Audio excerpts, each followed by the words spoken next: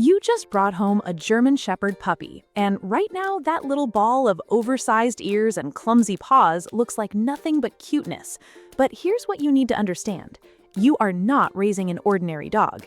You are raising one of the most intelligent, driven, and emotionally intense breeds on the planet. And the choices you make in these first few weeks will echo for the next 10 years. Get this window right, and you'll have a partner who reads your mind. Get it wrong, and you'll have a 100-pound problem that outsmarts you at every turn. In this video, I'm going to walk you through the very first things you should teach your German Shepherd puppy, in the exact order that matters for this breed specifically, not a generic puppy checklist. These are the foundations that were built for the Shepherd's wiring, its drive, its sensitivity, and its instinct to work. Stick with me to the end, because the last one is the thing most new owners completely miss, and it's the difference between a calm adult dog and an anxious one. Let's get into it. 1. Teach engagement before you teach anything else. The single biggest mistake new German Shepherd owners make is rushing straight to sit and paw. Your Shepherd doesn't need tricks yet. What it needs first is to learn that you are the most interesting thing in the room. This breed was built to work alongside a handler, checking in constantly, waiting for direction. That instinct is already inside your puppy, but you have to switch it on. So the very first thing you teach is the check-in. Sit on the floor with a handful of small, soft treats. Say nothing, just wait. The moment your puppy glances at your face, mark it with a warm yes and hand over a treat. That's it. You're paying your puppy for eye contact. Do this a dozen times a day in short bursts, and something remarkable happens. Your puppy starts offering attention voluntarily. It learns that looking at you pays. For a German Shepherd, this is gold, because everything you teach later, every recall, every correction, every calm down runs through that one channel of focus. Build the focus first, and the rest becomes almost easy. Skip it, and you'll spend years shouting a name into the wind. Quick one. If your German Shepherd is pulling, barking, ignoring you, or basically running the house, I put everything that actually works into a 30-day training plan. One printable page a day, 15 minutes, no experience needed. Links in the description. Let's continue. 2. Name recognition and the off switch for the ears. Your Shepherd's name should never be a command, and it should never be a warning. It's an invitation. When you say the name, your puppy should snap its head toward you expecting something good, not brace for a scolding. Here's how you build that. Say the name once in a light, upward tone. The instant those big ears swivel and the head turns, reward. Never repeat the name over and over, because a Shepherd learns patterns fast, and if you say the name 5 times before anything happens, you've just taught your dog that the name means nothing until the 5th time. This matters more for this breed than most, because a German Shepherd's ears are wired to its attention. Watch a young Shepherd and you'll see those ears constantly scanning, tracking, sorting sound. When you get clean name response early, you're essentially installing a remote control for that scanning brain. Later on, when your adult Shepherd is locked onto a squirrel or a stranger at the gate, that one clean name response is what pulls its focus back to you before the drive takes over. 3. Bite inhibition, because those jaws are not a joke. Every puppy mouths, but a German Shepherd puppy mouths with intent, with force, and with a jaw that is going to become one of the strongest in the dog world. Those needle teeth in your hand right now are a preview. You have a narrow window to teach your Shepherd exactly how to control its mouth, and it closes fast. The goal is not to stop the biting overnight. The goal is to teach your puppy that human skin is unbelievably fragile. When those teeth touch your hand and it hurts, let out a sharp, high-pitched ouch and immediately stop all movement and all play. Go still. Boring. The fun ends the instant teeth meet skin. Your puppy learns that biting turns off the game. Then, crucially, you redirect. Always have a tug toy or a chew within reach, and the moment the mouthing starts, you swap your hand for the toy. This teaches a Shepherd where its considerable bite energy is allowed to go. Because make no mistake, this breed needs to use its mouth. It's a genetic itch. Your job isn't to suppress it. Your job is to aim it at appropriate objects so that by the time your Shepherd has adult jaws that can crush bone, it has flawless control over every ounce of pressure.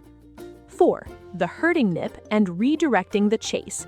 Somewhere around the second or third week home, you'll be walking across the room and suddenly feel teeth on your ankle or the back of your leg.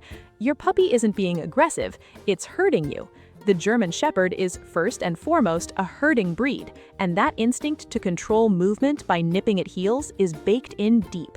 So you address it now, and you address it with redirection rather than punishment, because punishing a natural drive just creates frustration in a breed this sensitive.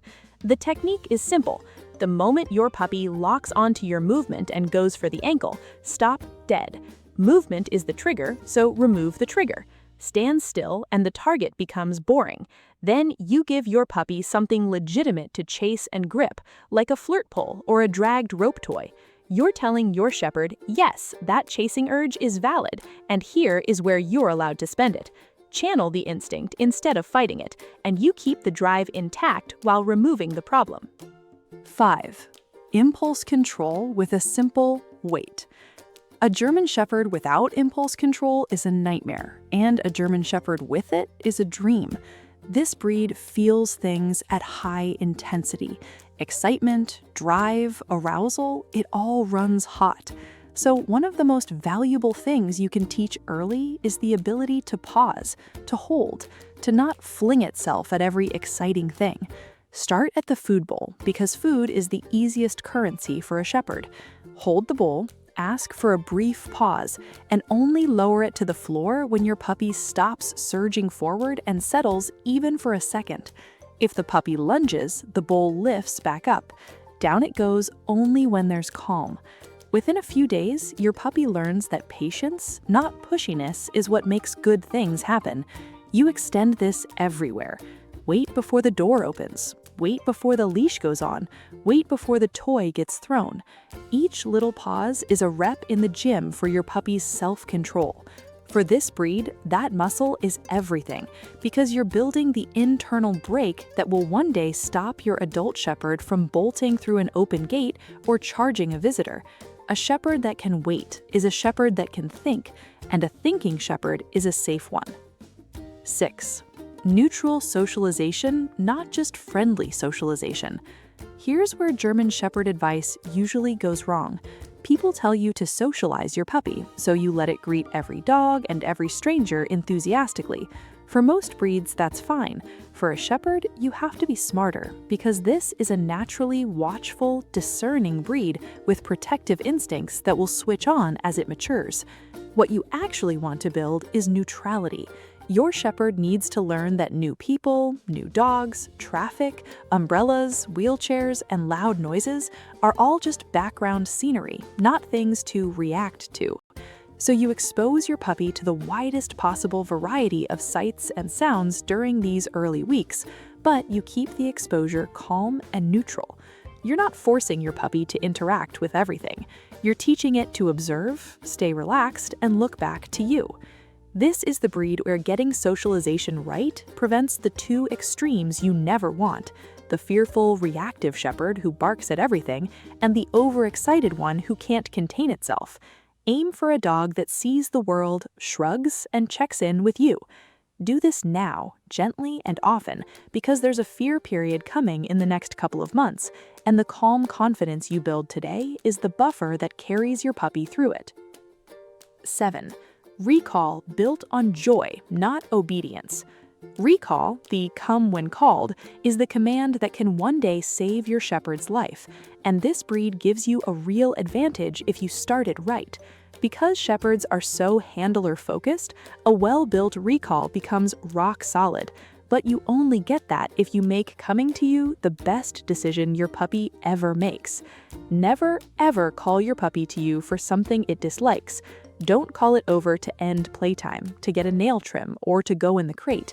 If coming to you ever predicts something bad, a smart shepherd will start ignoring the recall, and this breed is smart enough to do that with precision. Instead, call your puppy in a happy, urgent voice, and when it arrives, throw a party. Treats, praise, a quick game. Make the recall a slot machine that always pays out big. Start indoors with no distractions, then add distance, then add mild distractions, always keeping the reward high. You're planting the seed of a recall that will hold even when your adult shepherd's drive is screaming at it to chase. And with this breed's intensity, that reliable recall isn't a luxury, it's the safety line that lets your shepherd earn freedom later. 8. Teaching your shepherd to be alone. I saved this one for last because almost nobody teaches it early, and it's the thing that breaks so many German Shepherd homes down the line. This breed bonds harder than almost any other. They call them Velcro dogs for a reason. That intense attachment is beautiful, but left unmanaged, it curdles into separation anxiety. And a shepherd with separation anxiety is a dog that destroys, barks, paces, and suffers whenever you leave. So from day one, you teach your puppy that being alone is normal and safe. Use a crate or a small, secure space, and start with tiny absences. Step out of sight for 30 seconds while your puppy is calm, then return before it panics. Build the time up gradually. Give a special chew that only appears when you leave, so that your departure predicts something good rather than something scary. The key is to practice absence while your puppy is still young and adaptable, not to wait until you go back to work and discover the problem the hard way. You want your shepherd to learn early that you always come back, that alone time is just a quiet part of the day. Build that independence now, alongside all that bonding, and you get the best of this breed, a dog that adores you and can also cope calmly without you. So there you have it. Engagement first, then a clean name response, bite inhibition, redirecting the herding nip, impulse control, neutral socialization, a joyful recall, and the quiet skill of being alone.